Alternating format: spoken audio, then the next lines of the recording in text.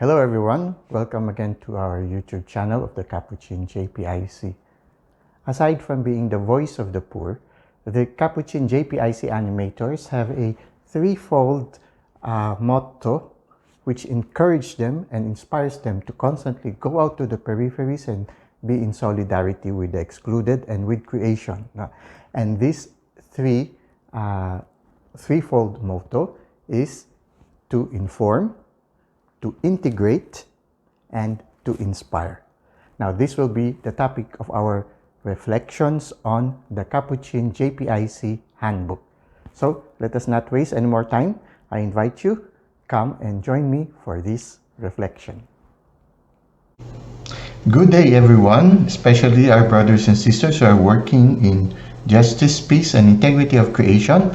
Welcome to our third video on the video series Reflections on the Capuchin JPIC Handbook. By the way, this video series is a project of the Capuchin JPIC Institute of Life. Now, we are now in the third video. In the previous video, we presented to you the different language translations of this handbook, no?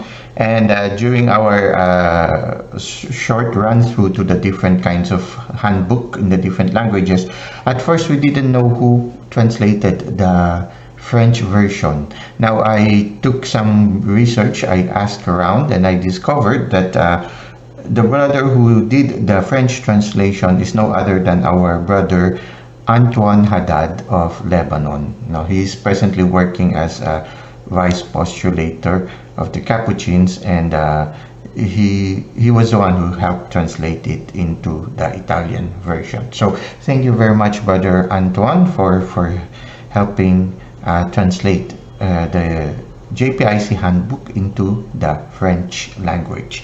Now we will go to in the first video we talked about we reflected on the foreword, which was entitled A Devout Simplicity, and was a message written by Brother Mauro Giori, the General Minister of the Capuchins at that time. Now we will go to the second part, which is the introduction, and we will try to reflect on it paragraph by paragraph. Okay, so here you see, first you see here Brother Benedict Coyote, which was the Secretary General or Secretary or Director of the General Office of the JPIC of the General Curia. Here he is, And then we have also here Brother John Chalichowski, OFM Cap, who was the President of the JPIC Commission at that time. Okay, now let us go to the introduction of this handbook.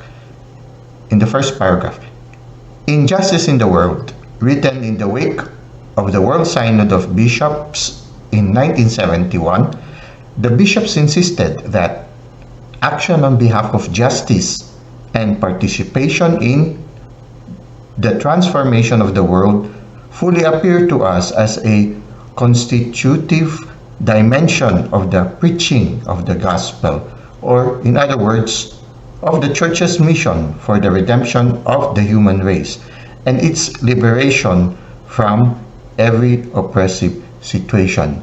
Actually, yeah, it's true. If we are going to live the gospel life, it is to restore those who are disenfranchised, those who are excluded from the society, and at the same time, part of those that are disenfranchised is creation. So when you look at it, it's restoring them to their dignity as children of God. All of us came from God. All of us were created of God. All of us were children of God, and because of that, all of us are interconnected. God created nature, God created humankind, God created the whole universe, and all of these things came from God. So we are all children of God, and because we are all children of God, we are all interconnected, and we are brothers and sisters, and all of us have that innate dignity as children of the Father.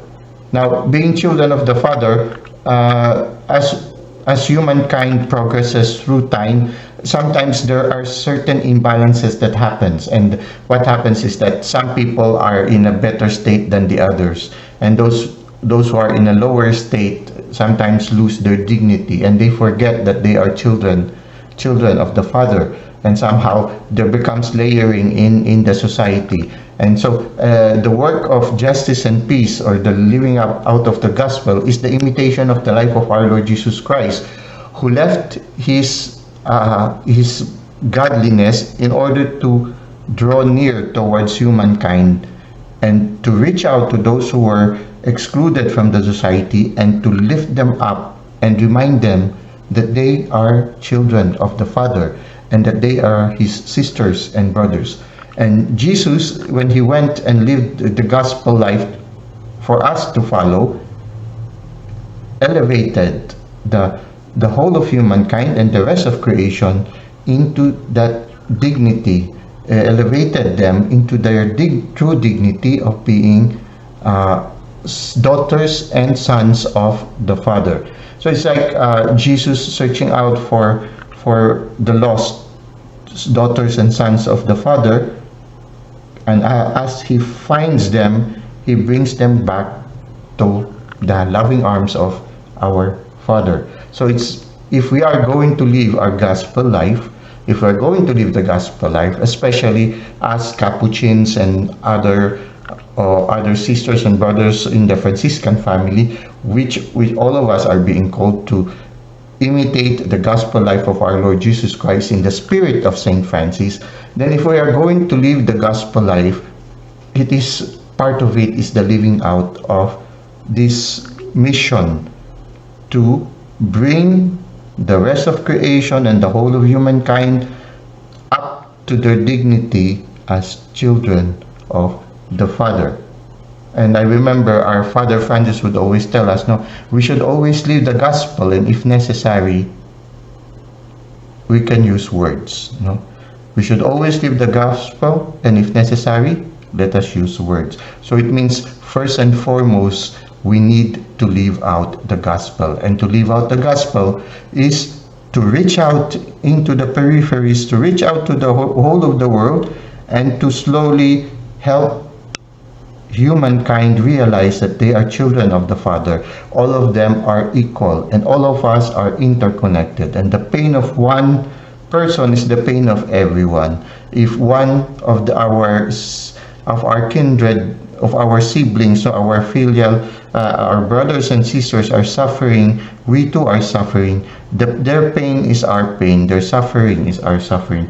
So there is a need for us to live out the gospel. And if we are going to really live out our mission as Franciscans, then it is, part of it is the living out of the spirit of JPIC, which is to uplift every creature, whether it be creation or humankind, into their dignity as children, daughters, and sons of God, who is our Father. Now we go to the second paragraph. In his encyclical Laudato Si, Pope Francis said that as believers, we must constantly feel challenged to live in a way consistent with our faith and not contradict it by our actions. So it means that if we are to follow the gospel life, it has to be seen in our life, and to see it in our life, it is to embrace the world, to embrace all of our sisters and brothers who need to be lifted up to their dignity as also children of the Father. We are also called to become ever more open to God's grace and to regularly draw from our deepest convictions about love, justice, and peace. It's so beautiful when we celebrate Advent, no? When you try to when you try to listen or to read the gospel passages or listen to the gospel passages, you will always see the words peace, no? Like Prince of Peace, Prince of Justice. There's always this word of justice and peace almost all throughout that of the Advent passages, gospel passages. It speaks of love, justice, and peace. Okay, let's go to the third paragraph. The fundamental purpose of this handbook are those of the General Office and the Commission of Justice, Peace, and Integrity of Creation. They are to inform, number one, describe the structure and content of our JPIC ministry. Number two, integrate, help friars and communities to better live the principles and ideals of justice, peace, and integrity of creation in their daily lives and public witnesses. And to inspire, encourage friars who are able to more engage in JPIC work, especially at the provincial or conferential level. So this has been our motto as JPIC animators, no? To inform, to integrate, and to inspire. So for us as JPIC animators, it is important for us to constantly remind our brothers, no, that JPIC is actually living out our Capuchin charism, and we need to inform our brothers about it. New brothers every year, new brothers enters the order. It is important for us to guide our young friars, inspire them, make their hearts come aflame by letting them know that if we are to live our Capuchin charism, it is to live the gospel life, which is to bring love, justice, and peace to the world. And the best way to do it is to live it out. So that is why it's very important for us also to encourage our brothers to join our mission work in the peripheries. And that is the beauty also of our Ratio Formationis right now. The General Curia came up with the Ratio Formationis, and now that we are promoting Ratio Formationis, the JPIC is working hand in hand with the Office or Secretariat of Formation, because part of the recommendation of the Ratio Formationis is to put JPIC in all the stages of formation of our Capuchin brothers undergoing initial formation, and also to make it part also of the ongoing formation of the brothers. So because we realize that living out the gospel life is also living out the spirituality of JPIC, and it is very important that at the initial stages of Capuchin formation, this JPIC experience immersions, being exposed to work among those who are excluded into the society, and working for the good of the environment, should be part of our formation at all levels, no? And to integrate.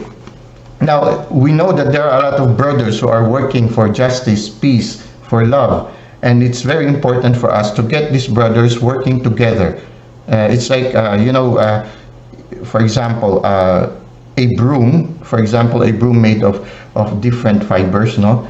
If it is only one fiber, you can easily break it off. But if it is a cluster forming a cluster, no, if the broom is formed of a cluster, it's harder to break it down. No, there is strength in number. It is important for us to work together.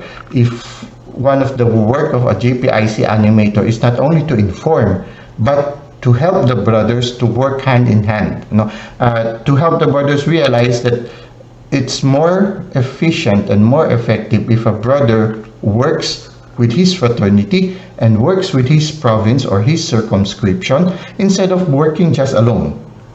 Gone are the days where others would witness one brother working on its own. No. Every work of a brother, especially if it is a work for justice and peace, is also a work of the fraternity where the brother belongs. It is also a work of the province where they belong. For example, if a handful of brothers would respond to a special environmental emergency, for example, there was a tsunami, or there was an earthquake, or there was a storm or a typhoon, when a handful of brothers would go to the peripheries, this is not just a work of this handful of brothers. It is the work of the whole circumscription. That is why oftentimes when the brothers would respond to such emergencies, you would see also other fraternities, like for example, parishes or brothers from different fraternities outside the country would send financial aid and funnel it through this group of brothers so that the assistance will go to the people who are in need. So it becomes not just a work of a handful of brothers, but the work of the whole circumscription and also of the whole order. Because oftentimes when the brothers would respond to the calamities, the funds that the circumscription is able to raise is not enough, and sometimes they also ask assistance centrally from the General Curia. And when that assistance comes, this is an assistance that comes not only from the General Curia. The General Curia is just the conduit. It comes from other circumscriptions also throughout the world. So what happens, it becomes the work of the whole order. So when we start to work for justice, it is not just the work of one single friar. This is very important for us to know. It is the work of the whole order. That is why the JPIC office was established, because they are supposed to be the voice of the poor in the order. And being the voice of the poor in the order, the office tells the brothers, this is what the poor needs at this very moment. The poor needs help in Ukraine. The people need help in Ukraine. They need assistance. The people need help in Africa. There are some areas in Africa where people are starving. And then the brothers, it is the work of our JPIC animators, our JPIC brothers who are in the field, to inform the brothers at the General Curia, so that the brothers at the General Curia can inform the other brothers in different parts of the world that a certain area in the world is in need of help, in need of justice, peace, and love.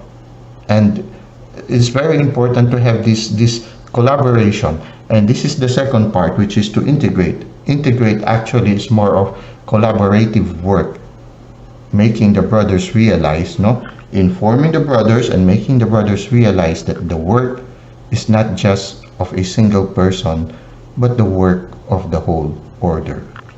Okay, and then at the same time to inspire. When the brothers and JPIC work among the peripheries, it is nice for the brothers to tell these stories, to share the experience. If they can invite other brothers to join them in their work, even just for a day, it is a great deal. Why?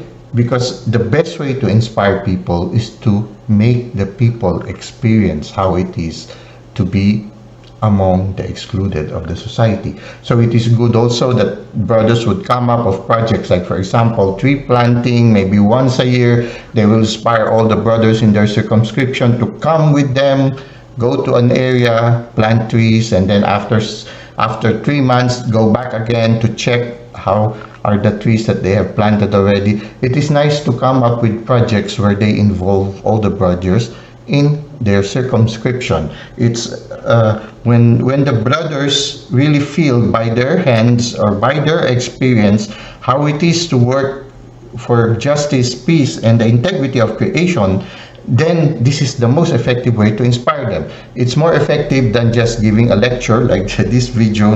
What is more effective is to make the brothers see. I remember when new disciples were interested of joining Jesus, they said, "Master, where do you live?" And all that Jesus told them is, "Come and see." And I guess this is the important message when it comes to inspire. We invite the brothers, come and see. And that is also what the Ratio Formationis is encouraging, to make JPIC part of the formation, because it is not enough to just have JPIC presented to our brothers through lectures and seminars. There is an important to have this hands-on experience of going to the peripheries to experience it. And it's also very much more effective when somebody sees a brother working with zeal, a brother who is on fire, working among those who are excluded and working for the environment. When a brother is on fire, it sets the hearts of those around him also on fire. Now, it's also very important not to just animate also our brothers, not to animate our brothers alone, but also to animate the lay people who are working with us, to inspire them. For example, if there's an environmental project, we should also encourage the participation of the laity, especially as our Capuchin Gem is promoting, that every circumscription should have a reforestation program, and this reforestation program should include the participation of the laity. So these are important. This is also very important. We should not only inform, integrate, and inspire our brothers, but also our lay collaborators. Okay, so at the end of this introduction, it says here, we hope that all who read this handbook will grow in their understanding of these purposes, as well as their fulfillment in our lives and our communities.